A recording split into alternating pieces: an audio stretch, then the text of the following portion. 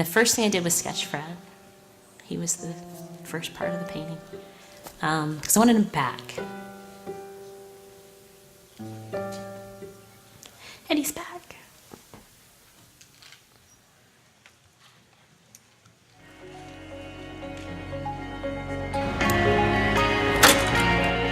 It's sort of a journey through the medical process, and especially about patients' rights to their own records. I couldn't believe the system was as bad as it was. This is Regina Holliday. Hi, nice to meet you. I'll let the congresswoman know you're here, okay? It's important, but I'm very afraid of healthcare reform. I'm the kind of person that if you push me, I'm going to push back.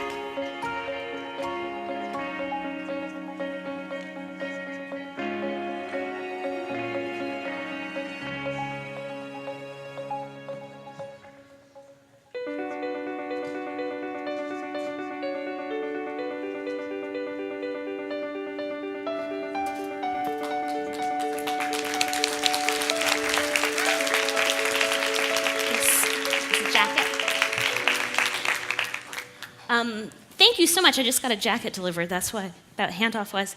I am so honored to be here today. This is amazing and exciting.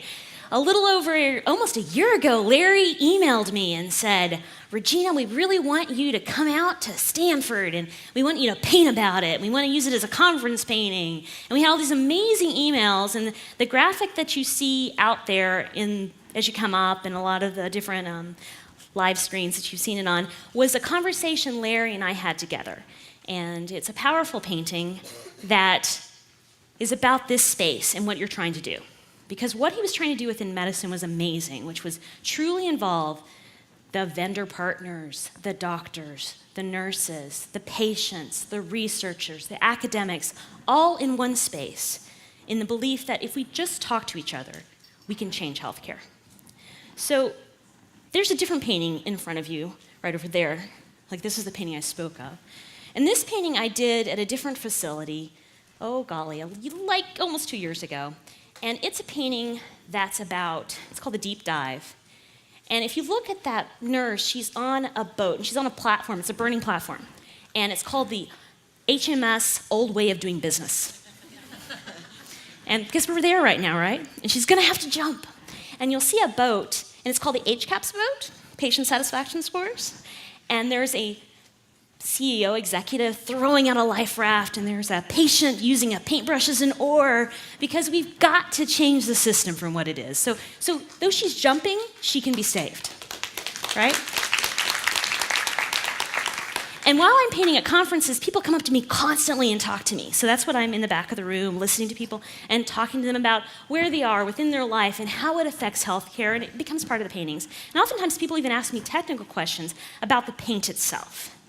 And these two tubes of paint up there, they're the same exact color. They only differ by value and tone. One has more white and one has more black. So when we look at healthcare and the situations that we're in, oftentimes the journey and the patient view of the care situation and the provider view of the care situation is very different. And one can be very black and one can be very light. And it is our job to try to make that take into the true color, that center tone. I don't have a thing, so next slide. This is another scale of value. I probably have you've seen before the pain chart, right? All those happy faces and all those sad faces. And then there's the worst pain imaginable, which is that extremely sad face.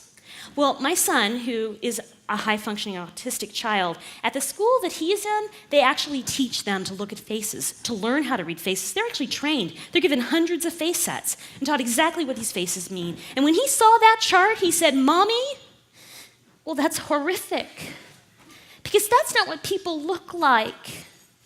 So I took me and I took my husband and I put our faces from the happiest point of our life to the saddest, because that is what human beings look like. And when we design technology and when we think about care patterns, we think about what we're doing today, you must look at the human face to determine what we must do next. You might recognize this if you've seen Susanna walking around. This is her jacket painting because Susanna represents data. She's behind that Japanese screen. You don't see Susanna as the person she is. You see her as the data set that she represents. And it's powerful and it's amazing. But this must be coupled with a face. It must be coupled with a story. So there's going to be amazing people here today who are going to tell you their individual, pure, patient stories that you can then couple with that data and never forget, never give up, and come from this place completely empowered to change the world. When we look at bar charts and graphs, when we look at PowerPoints, they look boring and just full of numbers and hard to communicate. Well, maybe we could have bar charts like that. Maybe we could look at a triple aim that's filled with people. This is an example of a nurse's progress note. Look, Dick, see Sally and Tim. Funny, funny Sally, funny, funny Tim. Doesn't make a lot of sense, does it? Most nurses and doctors' progress notes don't necessarily make a lot of sense if you don't see the whole picture of care. Now we got an idea, right? This is what really happened, and these are the notes about that moment.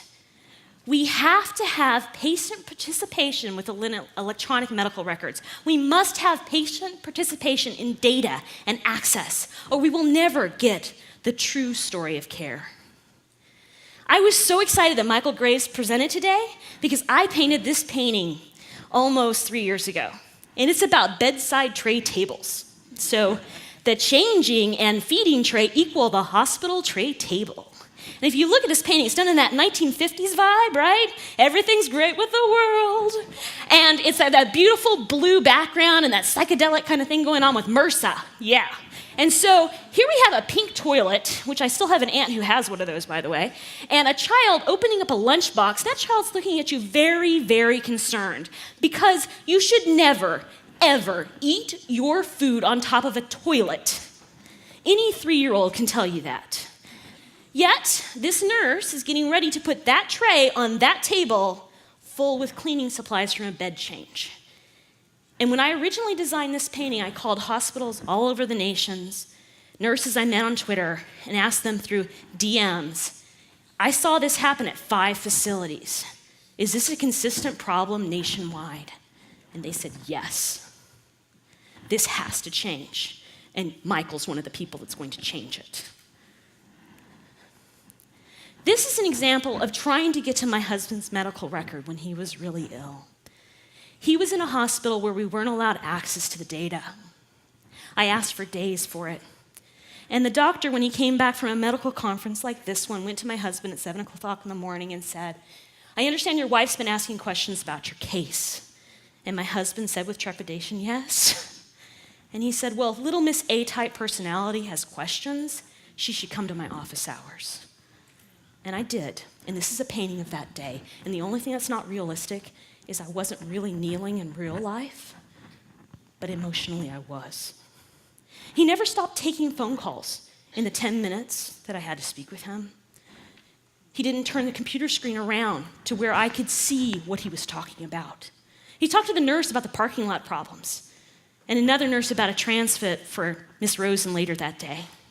And all the while I'm begging him for information. I say, please, please, I just need to know what's going on. And I say, could you slow down a little bit? Because when he talks so rapidly with these words I didn't understand, and I was trying to write them down. And I said, I'm sorry, I need you to slow down because I have to research these words online.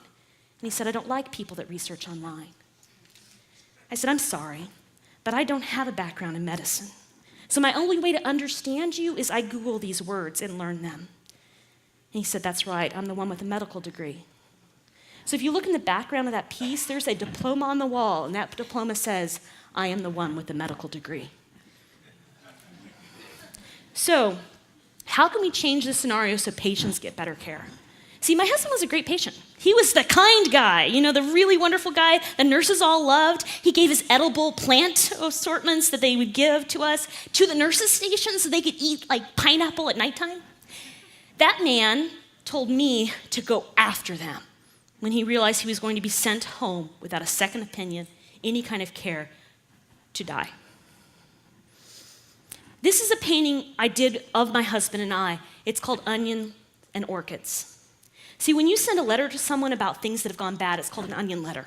And when you send a letter to someone about things that are good, it's called an orchid letter. And what I want people to do is send those kind of letters all the time. Send them through Twitter, send them through email, but tell people what's going on and get engaged. Everybody's important. Everybody in this scene is needing care from the woman in the center. Her name's Lizzie Hoggle, and she's an amazing woman. And she is in the sandwich generation. She's fighting the fight.